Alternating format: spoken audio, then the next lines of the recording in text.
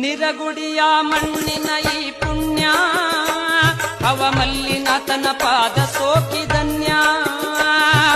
ನಿರಗುಡಿಯ ಮಣ್ಣಿನ ಈ ಪುಣ್ಯ ಹವಮಲ್ಲಿನಾಥನ ಪಾದ ಸೋಕಿದನ್ಯ. ಇಲ್ಲಿರುವ ಜನ ಎಲ್ಲ ಪಾವನ ಕಾರಣ ಹವಮಲ್ಲಿನಾಥನ ದರ್ಶನ.